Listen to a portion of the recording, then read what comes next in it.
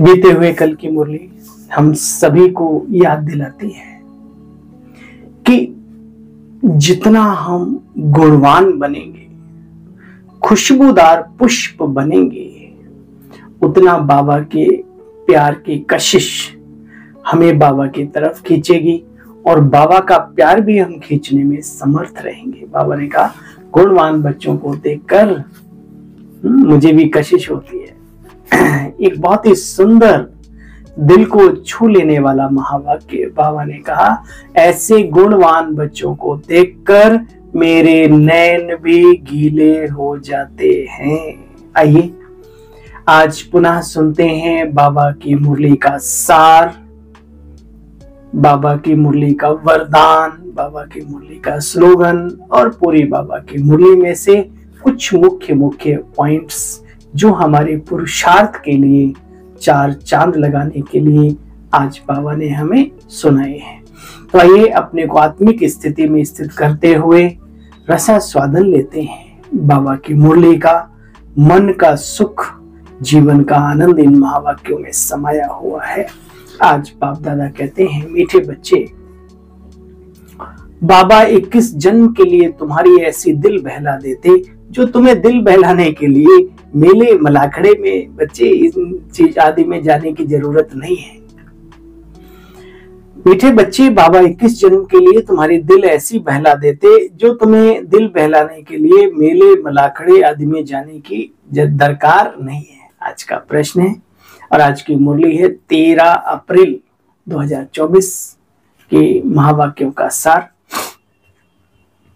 प्रश्न, जो बच्चे अभी बाप के मददगार बनते हैं उनके लिए बाबा कौन सी गारंटी करते हैं? कौन सी गारंटी? सुनो।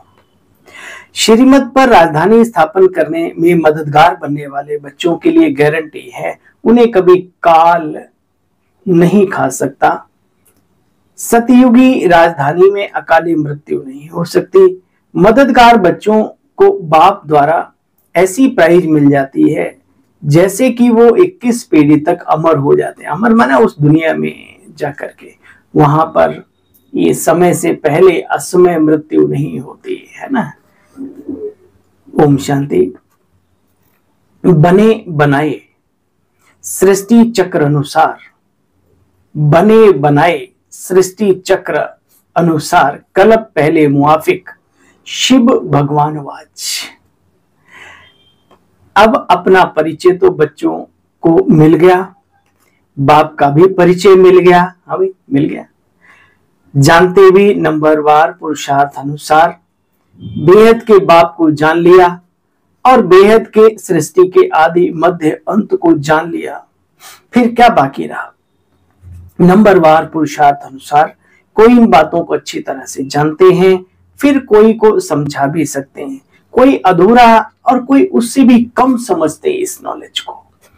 और ये बड़ी सुंदर बात है कि आप मुझे, हम आपको धन दौलत मकान दुकान बहुत कुछ दे सकते हैं, देना चाहें अगर होगा हमारे पास तो, आपके पास होगा तो। लेकिन ये जो नॉलेज है, ये जो बुद्धि है, ये जो समझ है, वो किसी बनिया की दुकान पे नहीं मिलती।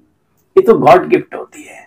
तो बाबा कहते तुम बच्चों में भी नंबरवार पुरुषार्थ अनुसार इन बातों को अपने बौद्धिक लेवल पे समझते हैं। अब जिनमें बुद्धि नहीं होगी तो वो तो नेचुरली कम ही समझेंगे।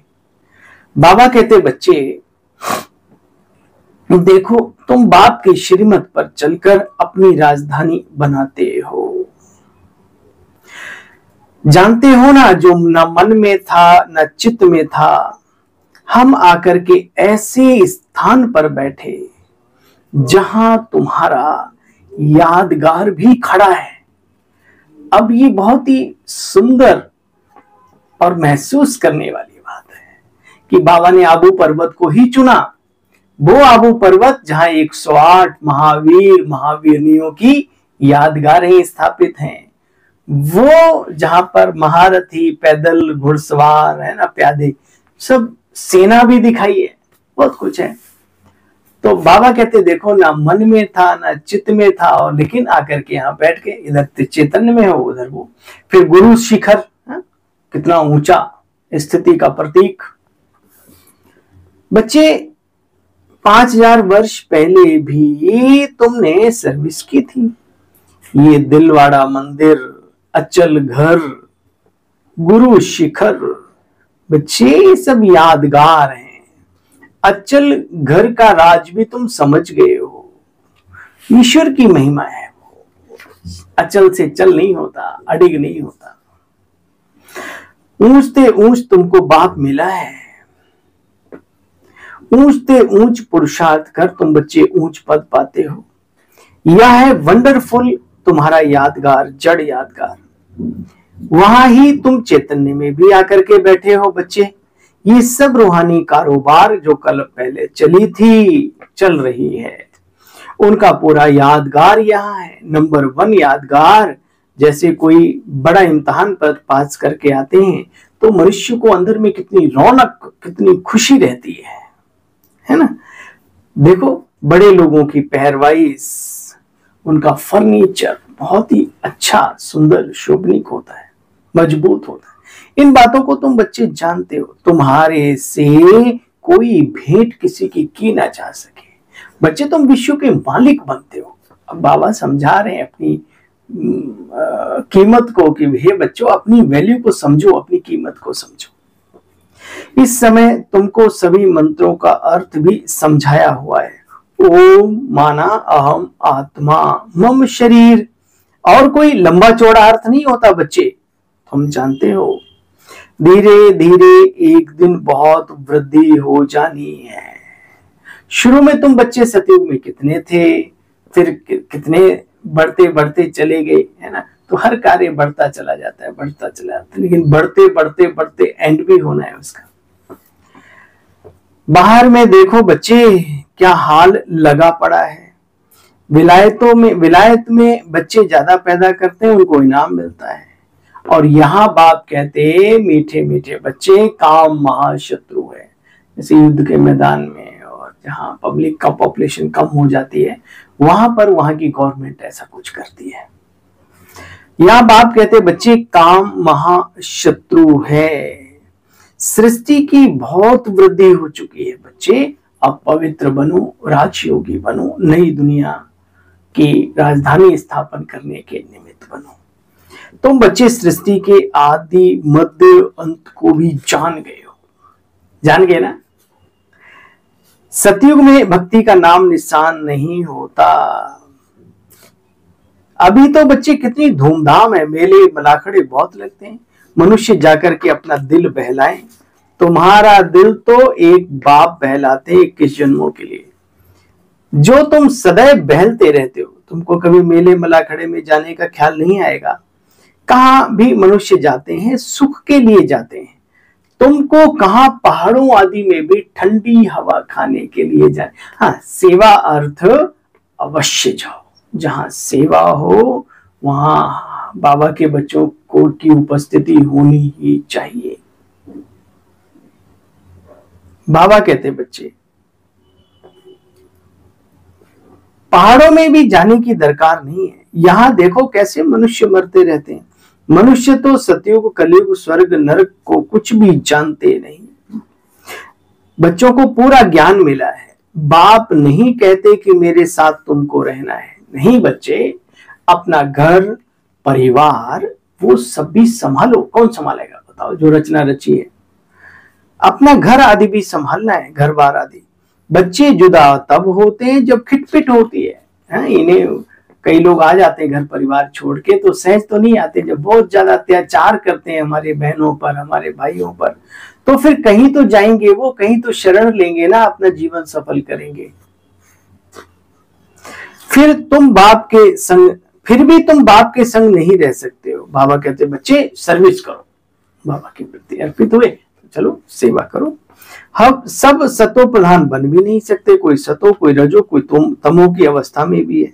सब इकट्ठे नहीं रह सकते। इतने भी के भाई बहन है, या सेंटर्स पर जितने भाई बहन आते हैं सबको दीदी रख ले, रह पाएंगे आप वहां पे? विचार करो, हजारों हजार होते, छोटा सा सेंटर होता है, बड़ा भी हो तो क्या।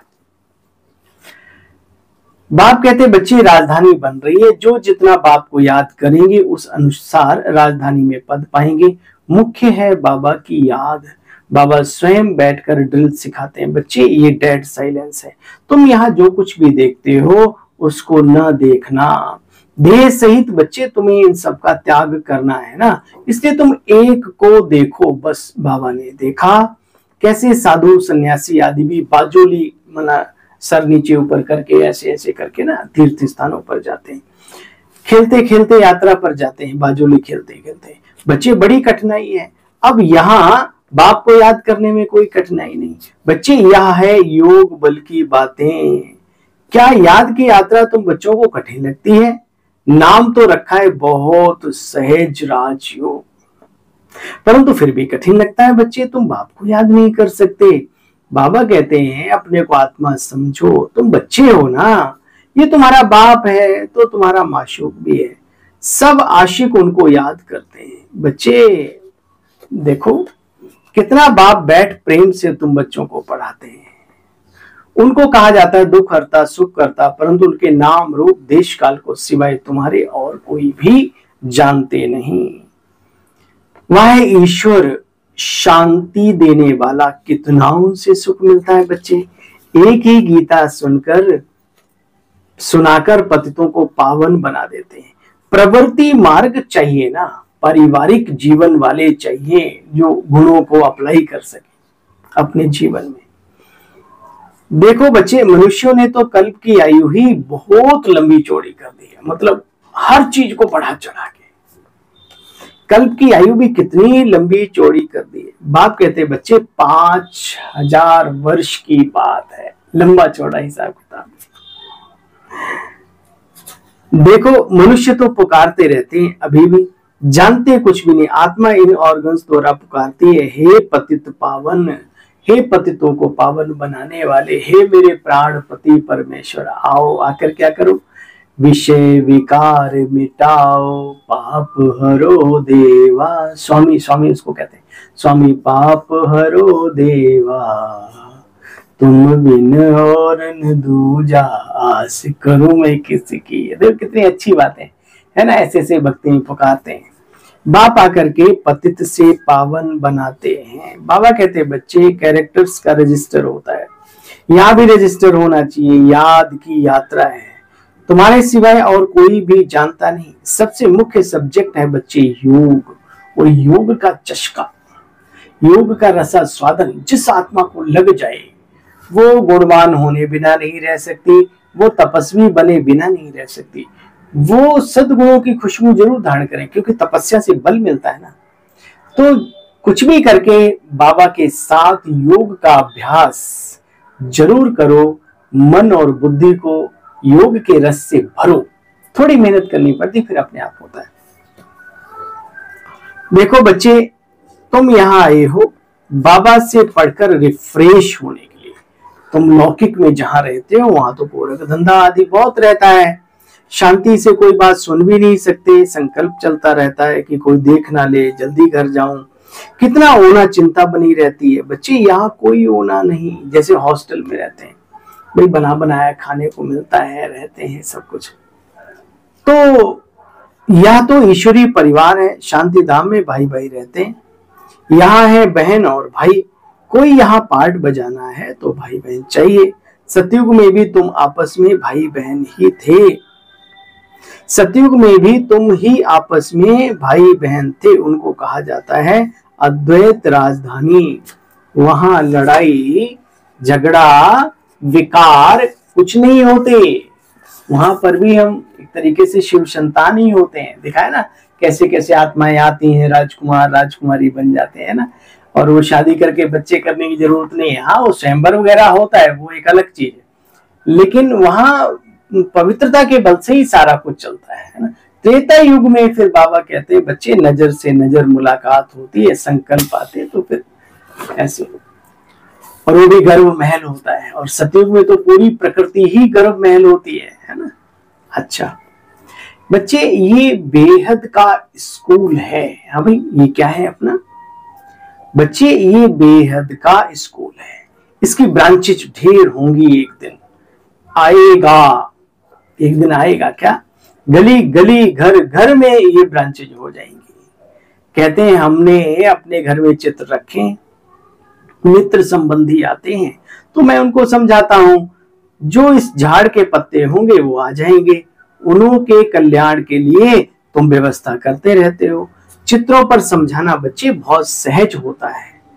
शास्त्र तो मनुष्य ढेर के ढेर पढ़ते हैं, अब सब भूल एक बात को, जो गीता का सार, सर्व शास्त्रों में शिरोमणि गीता और गीता का भी सार शिव बाबा सुना रहे, उसको याद करो। देखो बच्चे, बाप पढ़ाने वाला है, वही है सच्चा सच्चा ज्ञान सुनाने वाला। अच्छा, आज की बोली बहुत छोटी थी। अच्छा, मीठे मीठे स्किले बच्चों प्रति माता पिता बाप दादा का याद प्यार और गुड मॉर्निंग। रूहानी बाप के रूहानी बच्चों को नमस्ते। हम सब रूहानी बच्चों के रूहानी बाप दादा, आपको भी नमस्ते नमस्ते नमस्ते। ओम शांति। चलो सार का भी सार सुनेंगे। डेड साइलेंस की ड्रिल के लिए यहाँ जो कुछ इन आंखों से दिखाई देता है उसे नहीं देखना। देह सहित बुद्धि से सबका त्याग कर अपने घर और राज्य की स्मृति में रहना। दूसरा है अपने कैरेक्टर का रजिस्टर रखना, पढ़ाई में कोई गफलत नहीं करनी। इस पुरुषोत्तम संगम युग पर पुरुषोत्तम बनना और दूसरों को भी बनाना है। आज वरदानी बाबा का वरदान है, जैसे वरदान देते ना, तो बाबा का एक एक शब्द महावाक्य हमारे जीवन को सशक्त शक्तिशाली बनाने वाला है।